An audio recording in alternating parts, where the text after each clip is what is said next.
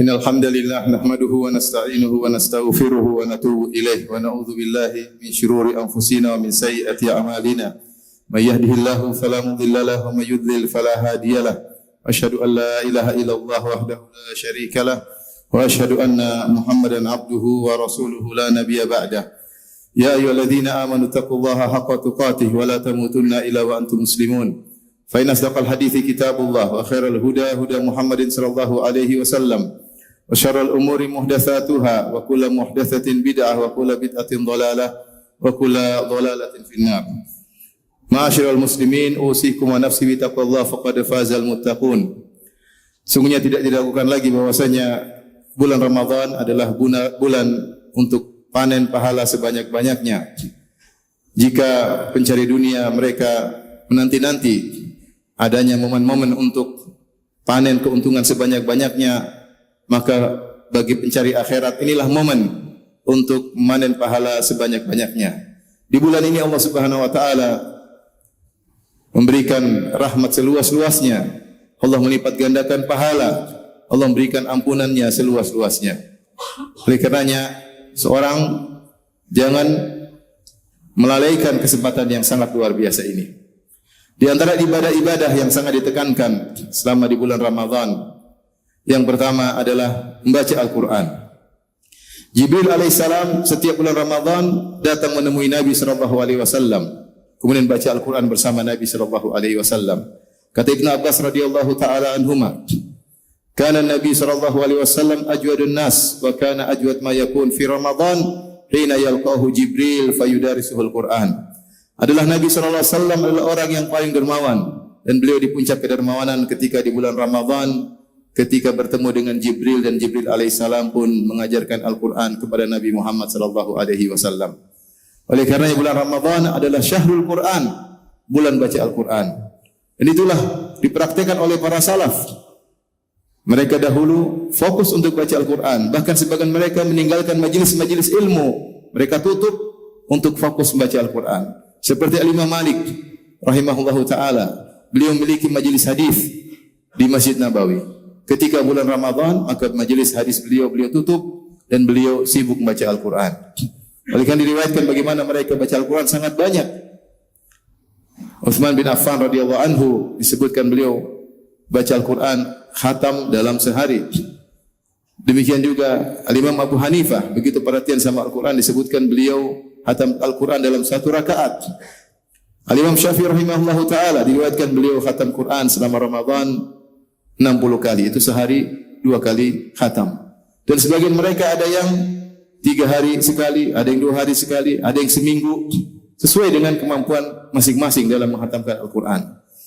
Tetapi sungguh merugi bagi orang-orang yang di bulan Ramadan masih sempat-sempatkan waktu kemudian melihat berita-berita yang tidak ada manfaatnya, sibuk dengan medsos, sehingga berita akhiratnya tinggalkan. Dia sibuk dengan berita dunia yang tidak akan menjadi bekal baginya di hari kiamat kelak. Ini ibadah yang pertama, baca Al-Quran.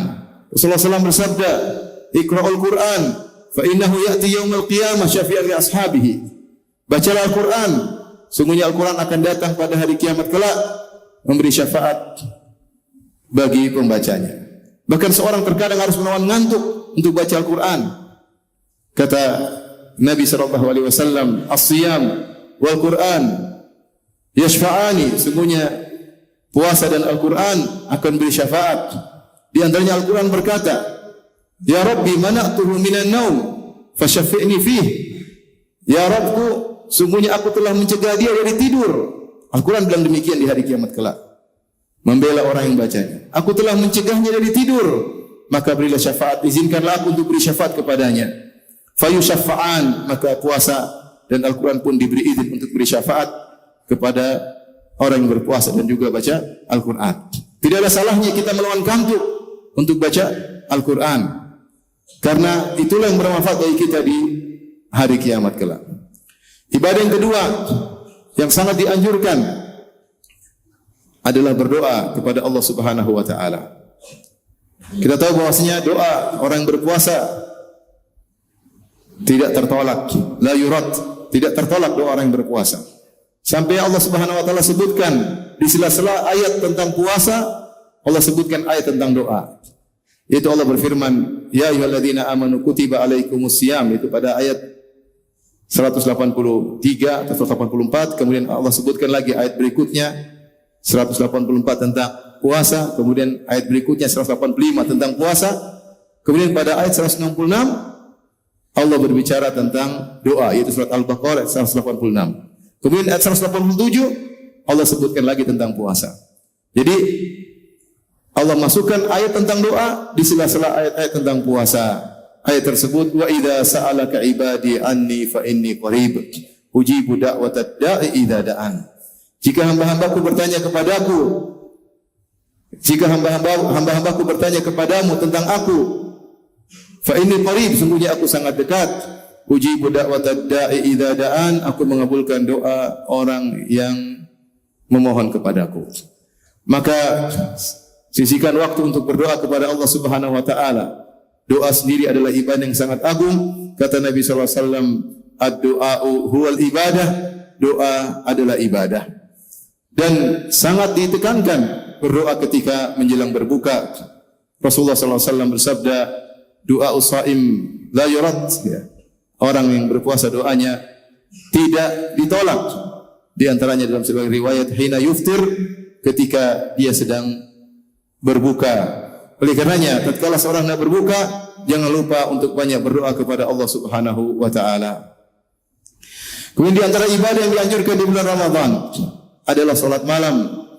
Kata Nabi sallallahu alaihi wasallam, "Man shallama al-imami hatta yansarif, kutiba lahu qiyamul lailah." Siapa yang salat bersama imam sampai selesai, maka dicatat baginya salat semalam suntuk. Dan ini berlaku di bulan Ramadan. Ini tidak berlaku di bulan-bulan yang lainnya. Ya. Oleh karenanya, kapan lagi kita mau dicatat dapat pahala salat semalam suntuk?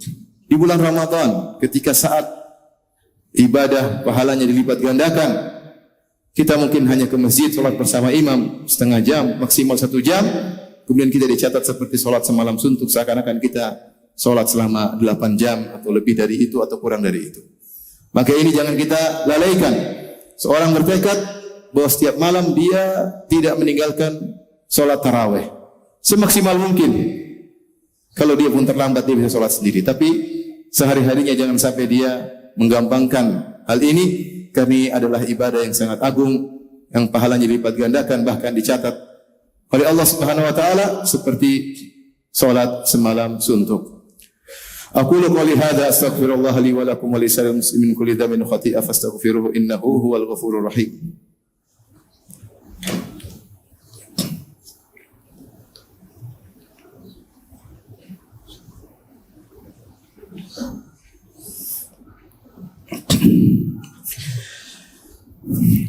Alhamdulillahi ala ihsani wa syukru lahu ala taufiqihi wa amtinani wa asyhadu an la ilaha illallah wahdahu la syarika lahu ta'ziman li sya'ni wa asyhadu anna Muhammadan abduhu wa rasuluhu da'ila ridwani.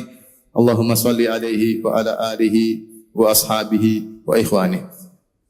Ma'asyiral muslimin, di antara ibadah yang dianjurkan di bulan Ramadan adalah i'tikaf.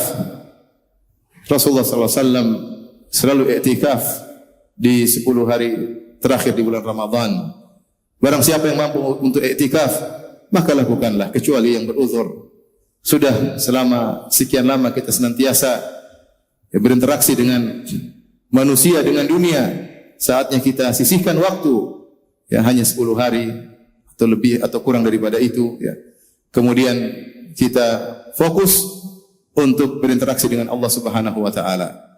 Kata Imam Ibnu Rajab rahimahullahu taala, hakikatul i'tikaf, hakikat dari i'tikaf adalah qatul alaik anil khalaik wa ittisalu bi khidmatil khaliq, yaitu memutuskan seluruh relasi, hubungan dengan makhluk, putuskan semua hubungan dan connecting, sambung dengan Allah Subhanahu wa taala.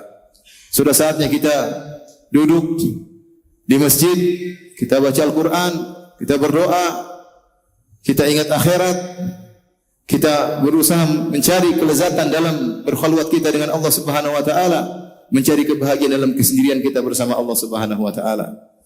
Kapan lagi kita bisa menyisihkan waktu? Ini adalah waktu yang sangat tepat, 10 hari terakhir di bulan Ramadan. Bagi yang mampu silakan melakukannya. Meskipun tidak wajib, tetapi ini sangat dianjurkan. Dan Nabi SAW tidak pernah meninggalkan i'tikaf. Demikian juga para sahabat. Mereka i'tikaf di Mesir untuk bisa semakin dekat dengan Allah Subhanahu wa taala. Karena di sana di depan kita ada hari-hari kita akan bersendirian. Kalau kita sudah meninggal, maka kita akan masuk dalam alam barzakh dan kita akan bersendirian dalam alam tersebut dalam waktu yang sangat-sangat lama. Kalau kita terbiasa bersendirian di dunia ini, kemudian kita merasa bahagia dalam kesendirian kita, contohnya dengan i'tikaf, dengan salat malam, maka insya Allah ketika di alam barzakh kita akan bisa juga bahagia di alam sana meskipun kita bersendirian. Sudah terlalu banyak kita berinteraksi dengan makhluk, saatnya kita berkhulwat dengan Rabbul Alamin. Di antara ibadah yang dianjurkan di bulan Ramadan adalah sedekah. Kata Ibnu Abbas radhiyallahu ta'ala anhuma, kana Nabi sallallahu alaihi wasallam ajwadan nas wa kana ajwad ma yakun fi Ramadan. Rasulullah sallallahu alaihi wasallam adalah orang yang paling dermawan dan puncak kedermawanan beliau ketika di bulan Ramadan. Kalau kita terbiasa bersedekah di bulan-bulan yang lain dengan nominal tertentu, maka di bulan Ramadan harus dilipat gandakan. Kenapa? Karena pahala begitu besar. Siapa yang bersedekah, Allah akan berikan gantinya. Allah akan berikan gantinya. Jangan ragu-ragu untuk mengeluarkan uang di jalan Allah Subhanahu wa taala. Ini saat yang tepat. Kapan lagi kita mau royal dalam bersedekah? Saatnya kita royal sebanyak-banyaknya bersedekah di bulan Ramadan.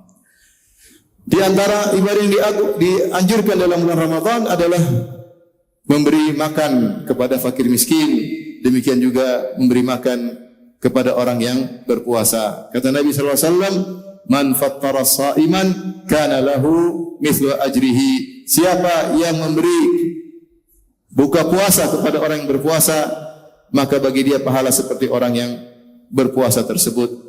Ghairu Allah yang kusa min ajri sha'im syai', tanpa mengurangi pahala orang yang berpuasa sama sekali. Ini mungkin kita lakukan. Kita bisa memberi makan kepada 1 orang, kepada 2 orang, kepada 10 orang. Ya, kalau kita merasa misalnya biaya di sini besar, kita bisa kirim ke daerah-daerah yang mungkin biaya berbuka lebih murah dan kita mendapatkan pahala yang sama pahala orang-orang yang berpuasa. Kalau kita niatkan dan kita rencanakan, insyaallah akan dimudahkan oleh Allah Subhanahu wa taala.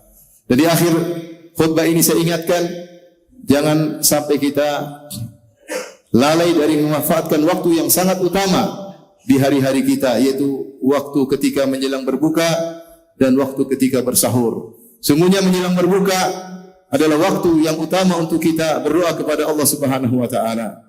Sebagian kita ketika menjelang berbuka sibuk untuk mengurusi makanan, ya bisa jadi setengah jam, bisa 1 jam, lupa untuk baca Al-Quran, lupa untuk berdoa kepada Allah Subhanahu wa taala. Hendaknya ketika menjelang berbuka, sisihkan waktu sambil menunggu azan berkumandang, kita baca Al-Quran, baca dan baca terus, dan baca dan baca dan terus baca. Setiap huruf yang kita baca akan bermanfaat di akhirat kelak, akan bermanfaat bagi kita di alam barzakh.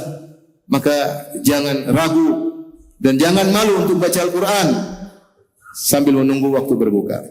Kemudian waktu yang utama lagi adalah waktu ketika sahur, waktu nuzul al-ilahi, ketika Allah Subhanahu wa taala turun ke langit dunia dan Allah mengatakan, hal min da'in fa astajibalah, apakah ada orang yang berdoa akan aku kabulkan, hal min sa'ilin fa utiya su'lah, apakah ada orang yang meminta aku akan berikan permintaannya, hal min mustaghfirin fa aghfiralah, apakah ada orang yang beristighfar aku akan ampuni dosa-dosanya. Sebagian kita ketika sahur dia duduk 1 jam untuk urusan makanan, makan 15 menit, 20 menit, setengah jam, selebihnya kita sisihkan waktu untuk berfikir, untuk beristighfar. Wabil ashari hum yastaghfirun, di waktu sahur mereka beristighfar, untuk berdoa kepada Allah Subhanahu wa taala, untuk baca Al-Quran.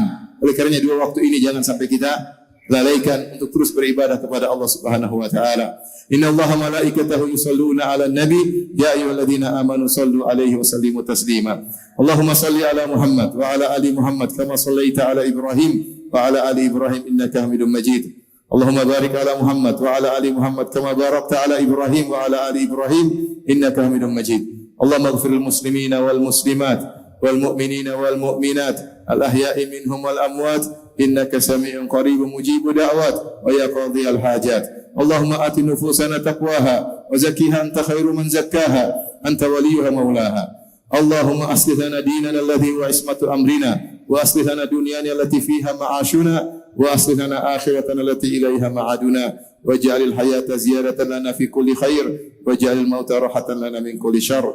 Rabbana atina fid dunya hasanah wa fil akhirati hasanah wa qina adzaban nar. Rabbana zalamna anfusana wa illam taghfir lana wa tarhamna lanakunanna minal khasirin. Rabbana atina fid dunya hasanah wa fil akhirati hasanah wa qina adzaban nar. Wa aqimus shalah.